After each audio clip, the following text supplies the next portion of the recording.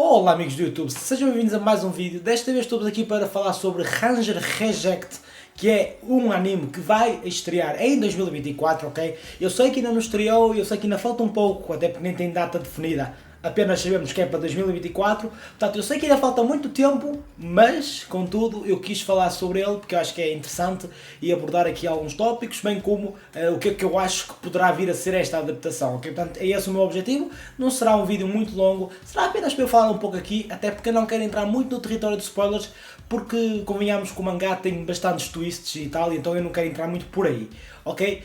Para nos situar de certa forma, então este Go Go Loser Ranger, que é basicamente a versão inglesa oficial localizada, que eu pessoalmente acho muito foleiro e acho que não tem nada a ver, tem a ver com a obra, mas eu acho que então eu prefiro usar a versão original que nós a primeira tradução literal, provavelmente, que nós tivemos em inglês não oficial, que é Ranger Reject. Portanto, se vocês me ouvirem a dizer muitas vezes Ranger Reject, é porque eu me habituei a essa versão, porque eu li o mangá mal ele saiu. Então era a primeira que nós tínhamos, que eu acho que era, lá está, a literal. O nome em japonês é Sentai Daishikaku, ok? Eu tive que ver, malta, tive que olhar ali para as minhas cábulas, porque Daishikaku é um nome complicado de pronunciar, convenhamos. E portanto, este mangá é escrito pelo autor de Gotobun, as quintuplas, vocês provavelmente lembram-se, o Negi Haruba. Portanto, é um autor que foi de 8 para 80, né? De uma rom-com harem para uma desconstrução do género Power Rangers, mais precisamente Super Sentai, né? Porque no Oriente, ou seja, no Japão, existem os Super Sentais. A nossa versão é no fundo os Power Rangers, né? Portanto, podemos dizer que é a mesma coisa, tem aqui umas coisinhas ali que são um pouquinho diferentes, mas no fundo os Power Rangers é a versão ocidental do Super Sentai. E portanto, este mangá, que vai virar anime, né? É no fundo uma desconstrução dessa mesma obra, né? Nós normalmente acompanhamos os Power Rangers, né? Como é óbvio. Aqui não, aqui nós vamos acompanhar o que é supostamente o vilão da história, ok? Nós vamos pelo ponto de vista dele. Só que, se calhar aos poucos, vamos vendo que se calhar não é tudo preto no branco, né? Existem ali uns tons de cinza pelo meio. Eu com isso quero dizer o quê? Bem, porque os Power Rangers, aqui neste caso eu uso a Power Rangers porque é mais fácil, os Sentais aqui, bem, podemos dizer que eles são um pouquinho peculiares, as personalidades deles são bastante peculiares, eles são conhecidos como os Dragon Keepers, que supostamente salvaram a humanidade destes aliens que os estavam a invadir, e acabaram por fazer, de certa forma, meio que um show, entre aspas, onde eles, todos os domingos, acho que era todos os domingos, menos uma vez por semana, iam para uma arena e derrotavam então estes vilões, estes aliens, não é?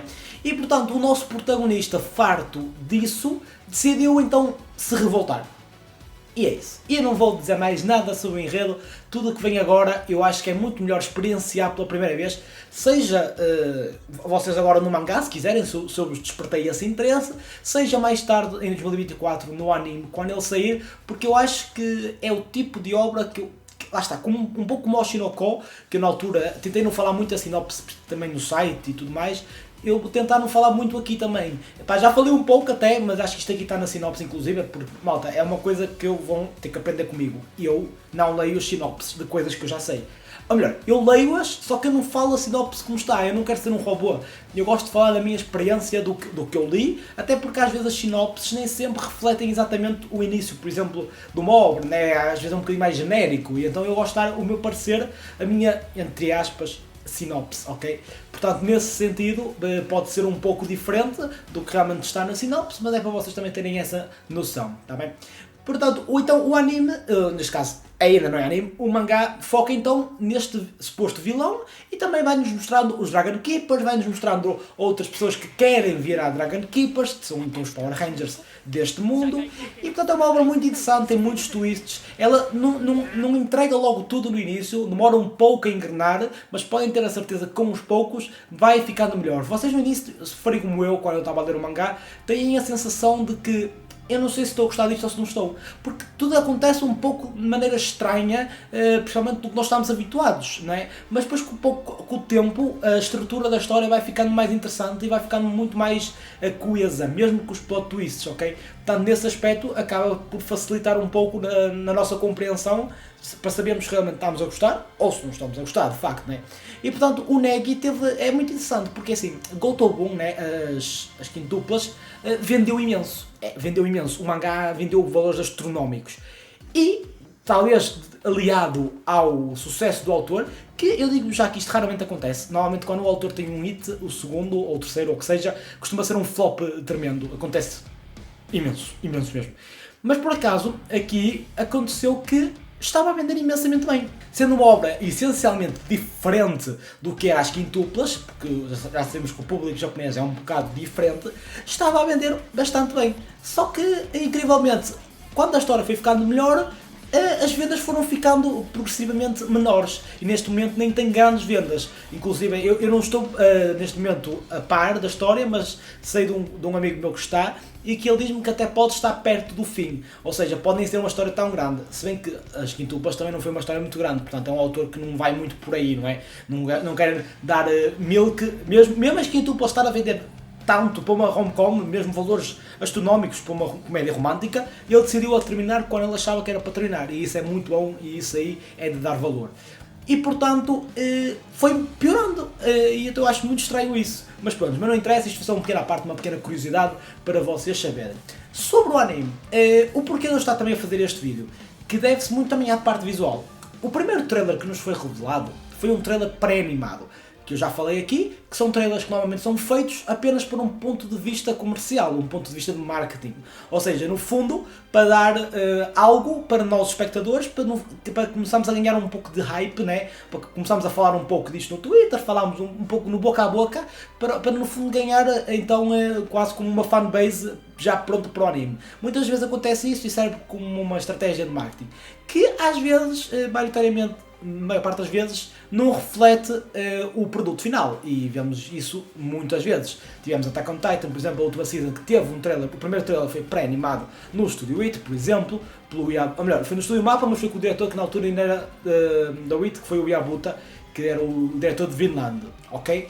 Depois tivemos, por exemplo, Mushoku, onde o primeiro trailer foi pré-animado e realmente era uma qualidade lá em cima completamente, e depois a primeira season, embora qualidade lá em cima, não nesse nível. Tivemos, por exemplo, Tsukimichi, também teve um primeiro trailer pré-animado incrível. Tivemos mais recentemente Shangri-La, inclusive vão ver o vídeo, que também teve um trailer pré-animado, e portanto nem sempre o produto final reflete a qualidade, ou melhor, eu diria que simplesmente não reflete, a não ser que seja um trailer pré-animado meia boca, mas isso aí seria uma jogada de marketing muito estranha, digo-vos já. Portanto, alocar staff que à partida nem é staff do anime para fazer um trailer meia boca, era muito estranho, mano. Agora que eu estou a pensar, isso era realmente uma jogada de marketing muito estranha. Mas, anyway, de qualquer maneira, não é? O anime já teve então outro trailer muito mais palpável e realmente com cenas do anime. E nós conseguimos ver isso muito por causa do lip sync. Se houver lip sync que não é com a voz a dar ao mesmo tempo que o lip sync, ou seja, se eu estou a dizer A, B, C e a voz que está a dizer, sei lá, o José foi à praia, e eles darem-se ao trabalho de fazer um lip sync que não é realmente o que está a acontecer, já é um bom indicador de que não é pré-animado. Portanto, porque é que eles se dariam ao trabalho, não é, de fazer um lip sync para uma coisa que eles nem estão a falar? Normalmente o que poderia acontecer era um lip sync, ou seja, com que a boca mexa para o que está a falar, para o trailer. Isso aí poderia acontecer num pré-animado. Agora, não fazia muito sentido ao contrário. Além de que as cenas em si parecem um pouquinho inferiores àquele primeiro trailer que passou. Daí lá está, dar essa noção de que realmente ele não é pré-animado. Embora ele tenha uma ou duas cenas para acaso do trailer. Porque isso também é algo comum. Eles costumam usar muitas vezes algumas cenas para não terem que estar a refazer e até que ficaram boas e que meio que até encaixam nesta nova parte visual, ok? E portanto este segundo trailer foi muito mais palpável e muito interessante. Tem lá umas partes que eu diria que parece CG, mas isso pode ser uma técnica que é uma técnica de slow motion muito utilizada, por exemplo, em Kimetsu, onde não é CG, simplesmente é um 2D flawless praticamente, e dá essa sensação de 3D. Muitas vezes a tridimensionalidade, da maneira como for feita, pode dar essa sensação de CG. Não estou a dizer que não vai ser, até porque armaduras normalmente até podem ser CG para ser mais fácil de animar, mas tem lá uma parte que realmente parece bastante isso, mas não consigo confirmar, pelo menos para já. Pode ser como pode não ser, mas todo o trailer em si está bem animado. O estúdio, que eu ainda não falei, é o Yogstar Pictures, que é um estúdio da Yogstar. A Yogstar é basicamente uma empresa de jogos, vocês provavelmente conhecem, do jogo, por exemplo, Azur Lane. E a Yogstar em 2020 fundou este estúdio sediado no Japão, ok? É um estúdio japonês, embora a empresa seja chinesa. Ok, portanto a equipa é básica, a equipa principal pelo menos é toda japonesa, desde o diretor, que é o diretor Keiichi Sato, que é o diretor de Inuyashiki, Tiger and Bunny, Bahamut Virgin Soul e mais um monte de animes, portanto é alguém com muita experiência e com experiência em ação, portanto acho que nesse quesito está bem entregue ao diretor, pelo menos não há muito o que reclamar dele. O designer, ou a designer, é que é alguém completamente novo que inclusive eu não tinha database em lado nenhum. Eu procurei, eu literalmente na altura, isto já foi quando saiu a notícia, eu próprio tive que ir a um site de nomes procurar o nome, porque o nome nem era procurável sequer, porque era um nome um pouco diferente do normal, que é Kahoko Koseki. Portanto é um nome que nem é muito normal e então eu tive que ir a um site de nomes japoneses, procurar o nome e depois realmente vimos que não tinha grande database. O que pode querer dizer que é alguém dentro do estúdio da Yogstar, né? Porque é um estúdio que formou-se em 2020, pode ser alguém in-house, ou seja, de dentro do estúdio, e então nós nem sabemos quem é que é porque não tem realmente percurso. A Yogstar fez nesta season passada, ou nesta season agora que está, Arknights, ok? Portanto ele já produziu algo mesmo no estúdio deles, ok? Mas até agora tinha sido apenas cooperação, ou seja, ajudar outras produções, porque normalmente é esse o paradigma, ou seja, é essa como é que eu ia dizer, o ciclo de vida dos estúdios. Eles começam sempre por cooperação, ou seja, ajudar outros estúdios, seja com a segunda animação, in-between, second K-Animation no caso, in-between animation, qualquer tipo de animação, K-Animation mesmo, portanto, backgrounds às vezes, portanto todos eles começam por este tipo de cooperação e depois, eventualmente, quando eles acharem que já têm estrutura para conseguirem fazer um anime sozinhos, entre muitas aspas, porque boa parte acaba sempre por ser outsourced, queiramos ou não, nem que seja in between frames, acabam por ser. Portanto, eles neste momento acho que estão capazes, pelo menos, de conseguir fazer 12 episódios com uma qualidade bastante interessante, diga, se for manter o trailer e com a consistência do trailer. Pá, é um bocadinho perigoso dizer isto por causa do designer, porque o designer é muito importante, porque normalmente o designer também é ou seja, o diretor-chefe de animação, que é aquela pessoa, é aquela última pessoa que corrige os desenhos. Portanto, é muito importante isso, mas vamos ver. Inclusive eu sei que já existe, de certa forma, um pouco de recrutamento para poder participar no anime por PAs, ou seja, tipo Second Animation, isso ajudar. Portanto, pode ser que a produção não esteja assim tão boa ao ponto de conseguirem fazer tudo in-house. Ok, in-house, entre aspas. Aqui mais in-country, ou seja, dentro do Japão. Portanto, não sei como é que está ao certo, mas existe então esse recrutamento. Mas eu acho que vai ser um anime interessante. Acho que o plot é muito bom e tem um... Acho que é daqueles animes que vai bombar, quase certeza. Nem que seja pelo conceito em si.